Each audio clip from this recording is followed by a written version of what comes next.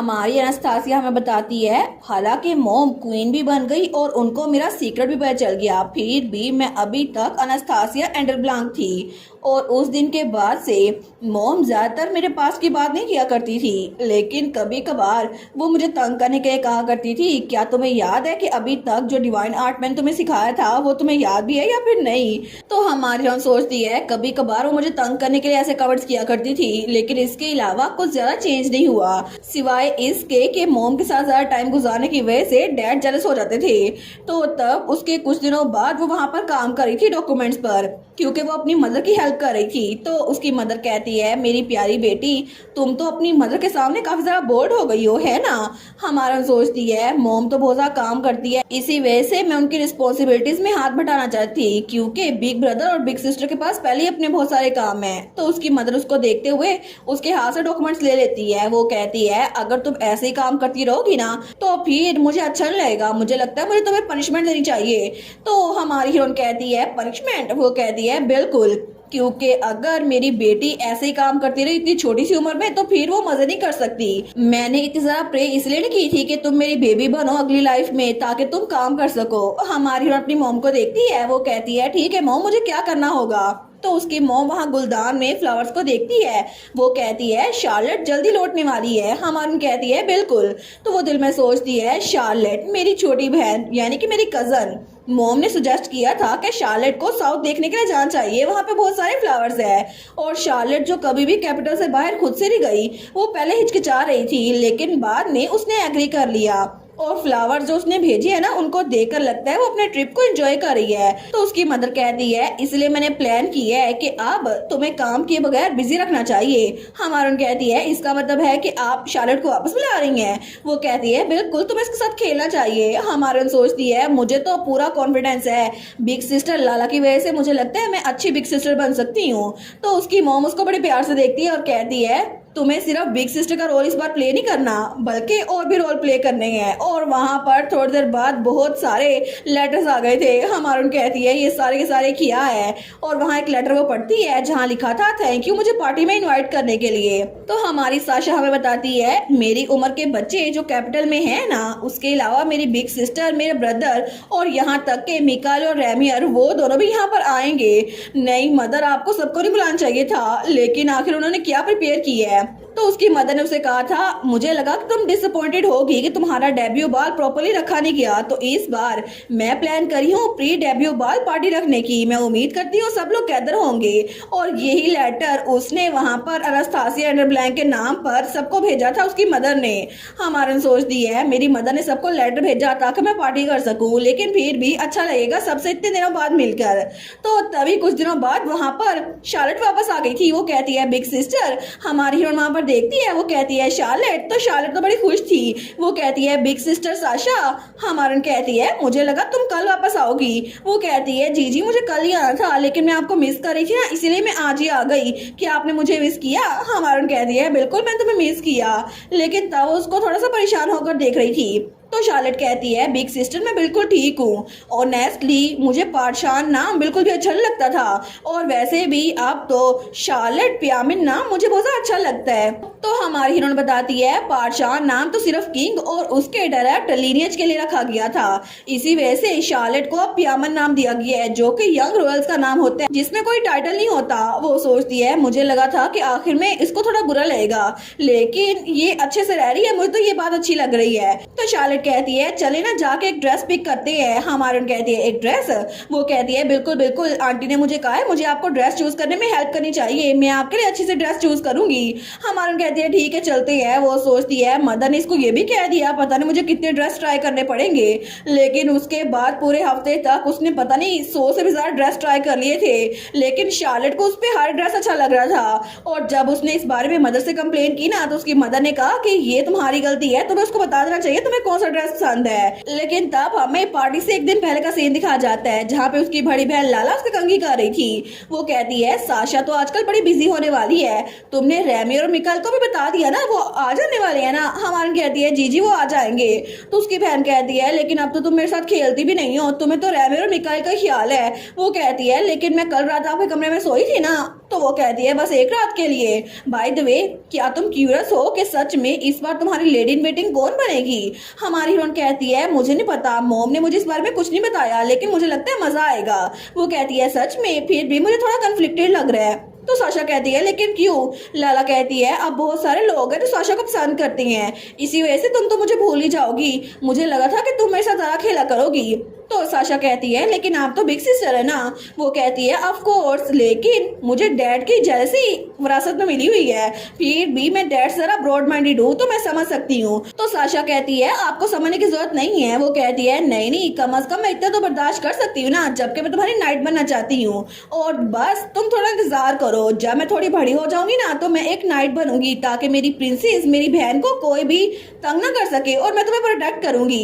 हमारी कहती है ठीक है बिग सिस्टर, आप मेरी नाइट बनिएगा और मैं आपकी प्रिंसेस। वो कहती है लेकिन फिर भी तुम्हें मेरे साथ खेलना होगा वरना मैं सैड हो जाऊंगी। तो साशा कहती है बिल्कुल बिल्कुल।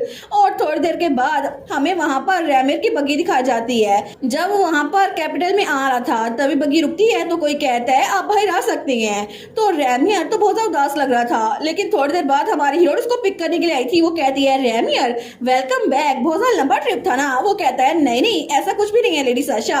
और क्या यंग मास्टर लिवेंटिस अभी तक आए नहीं है? मुझे लगा था वो पहले पहुंच जाएंगे। हमारी कहती है अच्छा उस बारे में? उसने कहा वो थोड़ा लेट आएगा, तकरीबन रात के वक्त। मोर इम्पोर्टेंटली तुम कैसे हो रैमियर? क्या साइमन तुम्हें ज्यादा तंग तो नहीं कर रहा? वो कहता है नहीं नहीं, मैंने तो उनसे बहुत कुछ सीखा है, लेकिन इसके अलावा वो खुद चाहते थे कि वो आपकी पार्टी में आए। हमारे सोच दिया है क्या ही कह रहा होगा वो। तो रैमियर कहता है वो तो बार बार चिल्ला कह रहे थे सेंटर्स प्लीज मुझे पार्टी में खुद बुला लें, लेकिन उनके सबऑर्डिनेट्स उनको कमरे में बंद कर दिया ताकि सिर्फ मैं आ सकूं। और उन्होंने कहा है कि असल में मुझे भी थोड़ा एंजॉय करना चाहिए क्योंकि फ्यूचर के लिए अच्छी प्रैक्टिस होगी। हमारा कहती है प्रैक्टिस? वो कहता है जी हम दोनों तकरीबन सेम ही एज के है ना लेडी साशा, इसी वजह से हम लोग अपना डेब्यू इकट्ठे करेंगे, तो मैं उम्मीद करता हूँ कि आप मेरी पहली पार्टनर बने। तो हमारन कहती है क्या तुम्हारी पहली पार्टनर? तो वो स्माइल करके देखता है। वो कहता है आपको अभी जवाब देने की जरूरत नहीं है, लेकिन हमें पिछली रात का सीन दिखा जाता है जब वहाँ पर वो कम्युनिकेशन ओप के जरिए मिकाइल से बात करी थी। तो मिकाइल ने कहा था आखिर मुझे लेट आने की क्या जरूरत है उस पोप की वजह से? तो उसने कहा था बिल्कुल, क्योंकि तुम दोनों एक दूसरे को पसंद नहीं करते ना, इसी वजह से मुझे उसके साथ भी टाइम गुजारने दो। लेकिन वो कहता है ठीक है मैं समझ गया, मगर ये बात बिल्कुल ना भूलना कि जैसे तुम मेरे इर्द गिर्द बेबी बनी रहती हो ना, सबके इर्द गिर्द ना बने रहना, और तुम मेरे साथ जरा कंफर्टेबल रहती हो। और तब वो प्रेजेंट में सोचती है मिकाइल सच में वो कोई चांस मिस नहीं करता, लेकिन अब मैं समझ सकती हूँ क्योंकि मुझे भी रैमिर के साथ टाइम गुजारना है। तो रैमिर कहता है लेडी साशा क्या हम सीटिंग को अरेंज करें? तो वहाँ पे शार्लेट भी आ गई थी। वो कहती है क्या मैं बिग सिस्टर के सामने बैठ सकती हूँ? मुझे उनके चेहरे को देखना है। तो रैमिर कहता है क्या तुम्हें? लेकिन तब सिटिंग अरेंजमेंट हो गई थी और शार्लेट उसके सामने बैठी थी और उसके बहन भाई उसके साथ थे और रैमिर लाला के साथ बैठा था। तो शार्लेट तो बड़ी खुश थी कि मैं साशा के सामने बैठी हूँ, लेकिन रैमिर थोड़ा सा उदास लग रहा था। तो लाला कहती है ये बिल्कुल भी इजी नहीं है कि साशा के सामने बैठा जाए, मैं तुम्हारे एक्सेप्शन बना रही हूँ शार्लेट, तो मेरी छोटी बहन है ना इसीलिए। तो वहाँ पे डैमियन भी स्माइल करते हुए कहता है रैमियर तुम्हारी फीलिंग्स तुम्हारे चेहरे पे नजर आ रही हैं। वो कहता है डैमियन, लेकिन हमारन कहती है शार्लेट तुम्हारा पहला ट्रिप कैसा था? वो कहती है बहुत ज्यादा अमेजिंग था, वहाँ का मौसम बहुत ज्यादा अच्छा था, लोग बहुत ज्यादा अच्छे थे और खाना बहुत ज्यादा डिलीशियस था, और इसके अलावा वो पूरी की पूरी जगह जहाँ पे फ्लावर फील्ड थी ना, मैंने पहले कभी नहीं देखी, वो तो इतनी ज्यादा औसम थी। तो लाला कहती है सच में? फिर मैं तुम्हें अपनी सीक्रेट स्पॉट भी दिखाऊंगी। तो डैमियन कहता है तुम अगली बार डची में आ सकती हो शार्लेट। वो कहती है सच में? क्या मेरा आना अलाउ है? वो कहते हैं ऑफ कोर्स। तो डैमियन कहता है रैमिर तुम भी आ रहा है? रैमिर कहता है मैं भी। वो कहता है नेचुरली, क्या तुम नहीं चाहते कि तुम भी विजिट करो? तो रैमिर कहता है जी जी बिल्कुल मजा आएगा। हमारे उन सबको देखती है, वो सोचती है ये सारे के सारे कितने अच्छे लग रहे हैं, मुझे बहुत ज्यादा अच्छा लग रहा है। मुझे पहले बहुत ज्यादा बुरा लग रहा था कि शार्लेट के लिए जो लेटर्स आते हैं वहां पर उसकी बुराई की जाती है, लेकिन अब शार्लेट को स्माइल करता हुआ देखकर मुझे अच्छा लग रहा है कि हमने अंकल और आंटी से इसको दूर कर दिया। लेकिन तभी वहाँ पे रैमियर हमारी साशा को देखता है और वो और ज्यादा उदास हो गया था। लेकिन दूसरी तरफ हमें शाम के वक्त ग्रीन हाउस का सीन दिखा जाता है, तो वहाँ पे रैमियर और हमारी साशा आए थे। तो रैमियर कहता है मुझे लगा था कि आप आज की शाम मास्टर लिवेंटिस के साथ गुजारेंगी। हमारन कहती है अच्छा वो तो थोड़ा लेट आने वाला है। तो रैमियर कहता है लेकिन मुझे पता है कि आपको उनके साथ टाइम गुजारना बहुत ज्यादा अच्छा लगता है लेडी साशा। हमारन कहती है मुझे तुम्हारे साथ भी टाइम गुजारना बहुत ज्यादा अच्छा लगता है, और उसको एक फ्लावर देती है। वो कहता है लेडी साशा आप तो सच में बहुत ज्यादा काइंड है। लेकिन आपके साथ इतना क्लोज होकर भी मुझे सच में लगता है कि मुझे आपसे पहले मिलना चाहिए था। और तब वो थोड़ा उदास लग रहा था। हमारून कहती है रेमियर, वो कहता है अगर मैं एम्पायर से ना होता, अगर मैं यहाँ पर आपके किंगडम में रहा करता तो शायद मैं आपसे पहले मिल पाता, लेकिन मैं तो बहुत ज़्यादा ग्रेडी हो रहा हूँ। वो कहती है तुम ऐसे क्यों कह रहे हो, तुम मेरे दोस्त हो, इससे ये बात बदलेगी नहीं, चाहे मैं तुमसे पहले मिली थी या बाद में। वो कहता है कि ये सच में ठीक है। हमारून कहती है बिल्कुल, इसमें कोई भी मसला नहीं है, और इसके अलावा इससे फर्क नहीं पड़ता मैं पहले किससे मिली थी, तुम मेरे लिए उतने इंपॉर्टेंट हो जितना मिकाइल। तो तब वो अपने हाथ में उस फ्लावर को देखता है। वो कहता है आई सपोज अगर आप कह रही हैं तो फिर मैं इस बात को मान लूंगा। लेकिन उसके बावजूद भी वो बहुत ज्यादा सैड था कि हमारी साशा मिकाइल को ज्यादा पसंद करती है, उसको नहीं। और उसके बाद हमें रात का सीन दिखा जाता है। तो हमारी हीरोइन खिड़की के पास खड़ी थी तो उसकी मेट्स कहती हैं प्रिंसेस क्या आप सोने के लिए नहीं जाएंगी, लेडी लाला ने कहा है कि आपको कल की पार्टी में बहुत ज्यादा ब्यूटीफुल लगना है। तो हमारी हीरोइन कहती है मैं थोड़ी देर बाद सो जाऊंगी। वो कहती हैं बिल्कुल बिल्कुल, आप तो बहुत ज्यादा अडोरेबल लगेंगी। तो हमारी साशा कहती है आप लोग फिक्र ना करें, मैं थोड़ी देर बाद सो जाऊंगी, आप लोग जा सकती हैं, मैं तो बस अपने लास्ट गेस्ट का इंतजार कर रही हूँ। वो लोग कहती हैं ओ माय गुडनेस, आपके लास्ट गेस्ट का, लेकिन इसका मतलब है अभी तक मेन गेस्ट आया नहीं है। तो दूसरी कहती है मुझे भी लगा था कुछ ऐसा है, एक सीक्रेट मिडनाइट मीटिंग, कितनी स्कैंडलस है ना। हमारी सोचती है ये लोग एक 13 साल की बच्ची से क्या बात कर रही हैं, लेकिन तब वो कहती हैं हम आपको सपोर्ट करेंगे, आप जिसको मर्जी चूज करें, और बिल्कुल अगर आपको दो लोग के दरमियान चूज करना हो ना तो हमें बताइएगा। और वैसे भी हम ये ड्यूक से सीक्रेट रखेंगे कि यंग मास्टर लिवेंटिस रात के इस वक्त आपसे मिलने के लिए आए हैं। हमारे सोचती है मेरे डैड को पहले ही पता है, वैसे भी उन्होंने तो बड़ा टेंट्रम दिखाया था, उन्होंने कहा था मेरी बेटी रात को मिकाइल से मिलेगी, और वो तो रोते हुए कह रहे थे मेरी प्यारी बेटी, मेरी प्रीशियस यंगेस्ट बेटी, क्या तुम मुझे जरा पसंद करती हो या फिर मिकाइल को। लेकिन तब वो मेट जाते हुए कहती हैं ठीक है प्रिंसेस, आप अपना ख्याल रखिएगा, हम लोग चलती हैं। तो हमारा सोचती है मुझे वैसे भी ऐसी बात की कोई फिक्र नहीं है, क्योंकि मुझे बस अपनी फैमिली को बताना है कि मैं सबसे बहुत ज्यादा प्यार करती हूँ। तो तभी वहां पर कोई आते हुए कहता है तुमने चेहरा क्यों लटकाया हुआ है, मैं लेट ही शो हुआ हूँ जैसे कि लिटिल लेडी ने रिक्वेस्ट की थी। तो हमारे उन सामने देखती है तो वहां पे मिकाइल आया था। वो कहता है क्या प्रिंस रेमियर ने तुम्हें फिर से तंग तो नहीं किया लिटिल बेबी। हमारा कहती है नहीं, उसने बिल्कुल तंग नहीं किया। वो कहता है फिर तो अच्छी बात है, और तभी उसका हाथ पकड़ता है और उसके हाथ पे किस करता है। वो कहता है आखिर तुम कैसी थी, क्या तुम ठीक हो। वो कहती है बिल्कुल, लेकिन क्या।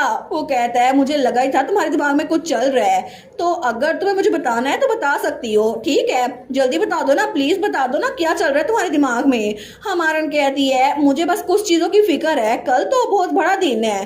तो वो कहता है अच्छा, लेकिन हमारन कहती है मुझे फिक्र है कि शायद तुम कल रेमियर के साथ कल की पार्टी में बहुत ज्यादा मीन होगे। तो मिकाइल कहता है अगर तुम कहोगी तो मैं बिल्कुल भी मीन नहीं होऊंगा, लेकिन मुझे लगता नहीं है, सिर्फ यही बात तुम्हें तंग करी थी। वो कहती है हाँ हाँ यही बात है। वो कहता है ठीक है, अगर तुम कह रही हो तो मैं यकीन कर लेता हूँ। तो तब वो कहता है क्या तुम्हें रात के इस वक्त ठंड नहीं लग रही। तो हमारून कहती है हाँ थोड़ी सी ठंड लग तो रही है। तो वो उसकी तरफ हाथ बढ़ाते हुए कहता है तो फिर इधर आओ ना, मुझे गले लगा लो, एक बार मैं इतने लंबे से बाद तुमसे मिला हूँ। हमारून कहती है अगर किसी को ठंड लगे तो सब ब्लैंकेट लेनी चाहिए। तो वो कहता है फिर भी मैं एक प्रीशियस लेडी को इतनी ट्रबल कैसे काज करने दे सकता हूँ, मुझे गले लगा लो ना। तो हमारून उसको गले लगा लेती है। तो मिकाइल कहता है मुझे पता नहीं है तुम्हें किस बात की फिक्र हो रही है, लेकिन मैं तुम्हारे लिए कुछ भी कर सकता हूँ जिससे तुम अनकंफर्टेबल ना हो। तो साशा कहती है क्या। वो कहता है तुम्हें पता भी है मैं कितनी ज्यादा मेहनत कर सकता हूँ ताकि तुम स्माइल कर सको। हमारी हीरोइन थोड़ा सा ब्लश करी थी। वो सोचती है क्या ये उस टाइम की बात कर रहा है जब हम लोग छोटे थे। वो कहता है ओ माई लिटिल लेडी ब्लश कर रही है। हमारी कहती है नहीं मैं नहीं कर रही थी। तो हंसने लग जाता है। वो कहता है पहले भी आप ऐसे ही कर रही थी। तो हमारन कहती है बिल्कुल नहीं कर रही थी, और वो लोग इधर उधर की बातें कर रहे थे। तो थोड़ी देर बाद मिकाइल कहता है वेल मुझे लगता है काफी देर हो गई है, मुझे अब चलना चाहिए। तो हमारी साशा कहती है सच में इतनी जल्दी। तो हमारी सोचती है मुझे लगा था ये परेशानी खड़ी करेगा, लेकिन मैं इससे थोड़ी बात करना चाहती हूँ, हालांकि हम लोग कम्युनिकेशन आपसे बात करते रहते हो। तो मिकाइल कहता है फिर तो अच्छी बात है ना, आपको बुरा लग रहा है मैं जा रहा हूँ, लेकिन मैं नहीं चाहता कि आप पूरी रात जागती रहे। हमारून कहती है अच्छा। वो कहता है क्योंकि डैमन मुझे बहुत ज्यादा डांटेगा अगर मैं यहाँ पर रुका रहा। हमारून कहती है तुम फिर से मेरे भाई पे इल्जाम लगा रहे हो। वो सोचती है जब भी से मेरे बारे में फिक्र होती है ना, हर बार मेरे भाई का नाम लगा देते हैं। तो तभी हमारी साशा कहती है एक मिनट रुको मिकाइल, मिकाइल कहता है क्या कुछ कहना था, तो वो आगे बढ़ती है, उसके गाल पे किस करती है और जाते हुए कहती है गुड नाइट मिकाइल।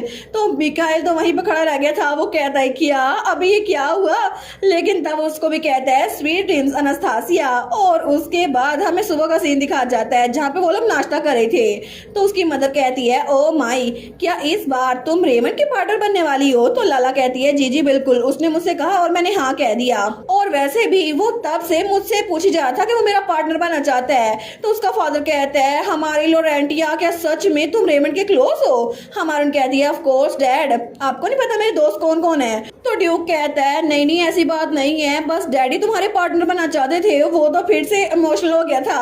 वो कहता है और मेरी दूसरी बेटी के बारे में क्या, तुम्हारा पार्टनर कौन बनेगा। तो तब वहां पर बिल्कुल खामोशी हो गई थी, क्योंकि वहां पर सब लोग ही बैठे थे, उनकी पूरी फैमिली भी, मिकाइल और रेमियर भी। और इस बार ये सवाल था कि अनास्तासिया का प्री डेब्यू पार्टनर कौन होगा। सबसे पहले कैंडिडेट थी शार्लेट, दूसरा कैंडिडेट था डेमिन उसका बड़ा भाई, तीसरे चौथे कैंडिडेट थे मिकाइल और रेमियर। और हमारी ऑन सोचती है अचानक से ये बातचीत ऐसे कैसे चली गई, आखिर अब मैं किसको अपना पार्टनर चूज करूं, यहाँ पर तो हर कोई मेरा पार्टनर बनने के लिए तैयार बैठा है। और इसी के साथ ये वाला पार्ट यहीं पर ख़त्म। तो आप लोग बताइएगा आप लोग को ये पार्ट कैसा लगा, और वीडियो को लाइक और चैनल को सब्सक्राइब लाजमी कीजिएगा। बाकी वीडियोस का लिंक भी स्क्रीन पर नज़र आ रहा होगा, तो काइंडली उनको भी चेकआउट कर ले। और thank you so much for watching my videos. Stay safe, bye bye.